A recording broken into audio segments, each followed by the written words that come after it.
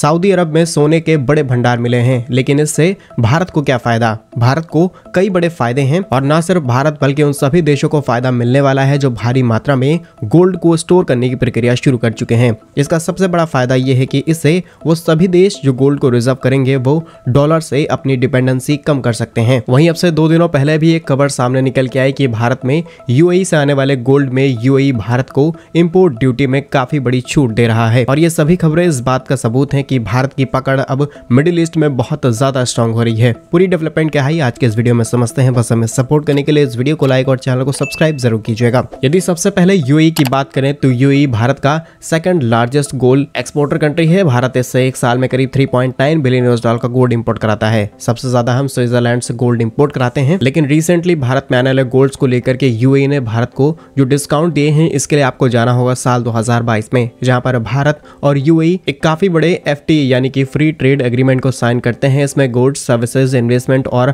अलग अलग सेक्टर्स को शामिल किया जाता है और यही बताया जाता है कि कुछ समय बाद दोनों ही देश करीब 100 बिलियन यूएस डॉलर का ट्रेड करने वाले हैं। इसके कारण एफटीए साइन किया जाता है ताकि दोनों ही देश अपने इंपोर्ट्स और एक्सपोर्ट्स बढ़ा सकें। जहां पर भारत साल 2023 और 24 में यूएई से करीब 140 टन गोल्ड इंपोर्ट कराने वाला है। वैसे तो इस गोल्ड के ऊपर करीब 15 यानी कि 15% की ड्यूटी लगाई जा रही थी, लेकिन अब इसके ऊपर 14% की ड्यूटी लगाई जाएगी। ये सिर्फ 1% का छूट भारत को कई बड़े फायदे दिलाने वाला है। सबसे पहले चीज कि हम यूएई से रॉ गोल्ड इंपोर्ट कराएंगे और उसके बाद उनकी कई ज्वेलरीज बना करके सीधे यूएई के अंदर भी एक्सपोर्ट कर सकते हैं और यूएई वहां पर हमें फ्री एक्सपोर्ट करने की अनुमति दे रहा है। इसका मतलब यह है कि भारत को बड़े फायदे। दूसरा बड़ा फायदा कि भारत अपनी इस ज्वेलरी को कई और देशों के अंदर एक्सपोर्ट कर पाएगा और भारी मुनाफा कमाया जा सकता है। और हाल ही के दिनों में आपने नोटिस किया होगा कि यूएई के साथ में भारत ने क्रूड ऑयल को लेकर के इंडियन रुपीज में साल 2023 जुलाई के महीने में जो डील साइन की थी, फाइनली उसकी पेमेंट इंडियन रुपीज में की गई है।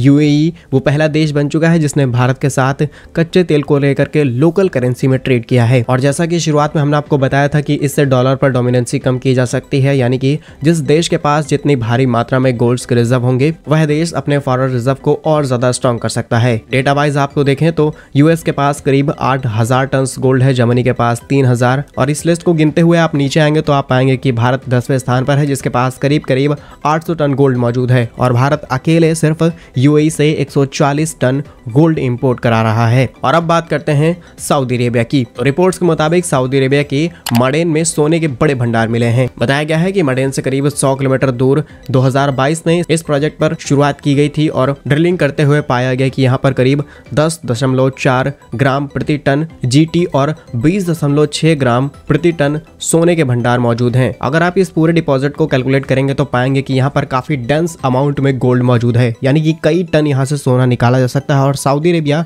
इस प्रोजेक्ट पर बहुत जल्दी काम करने वाला है क्योंकि सऊदी अरेबिया का पड़ोसी देश यानी कि यूएई भारत के साथ में गोल्ड्स को लेकर के लगातार डील्स पे डील फाइनलाइज कर रहा है और ऐसे में सऊदी अरेबिया भी चाहेगा कि वो भी भारत को ऐसे रॉ गोल्ड एक्सपोर्ट करे और वो ज्वेलरीज इंपोर्ट कराएं, जिससे दोनों देशों के और खासकर भारत और मिडिल ईस्ट के रिलेशंस और ज़्यादा स्ट्रॉन्ग हो सकें।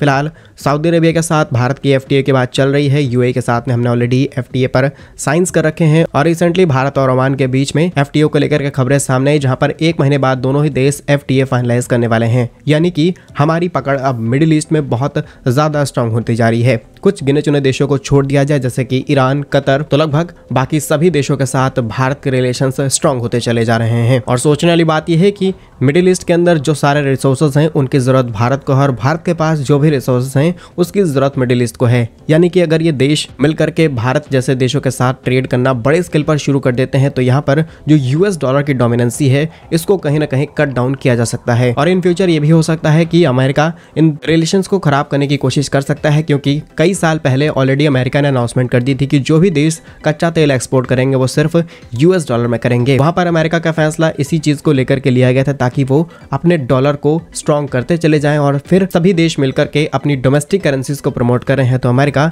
इसमें टांग अड़ाने की कोशिश करेगा या फिर नहीं, कमेंट्स बॉक्स में अपनी राय जरूर बताइएगा। भारत कैसे ही यूजफुल एंड इन्फॉर्मेटिव वीडियोस पाने के लिए आप हमारे यूट्यूब चैनल को सब्सक्राइब जरूर कर लीजिए। मिलेंगे हम आपको एक नई और इंटरेस्टिंग वीडियो में, तब तक के लिए वंदे मातरम, भारत माता की जय।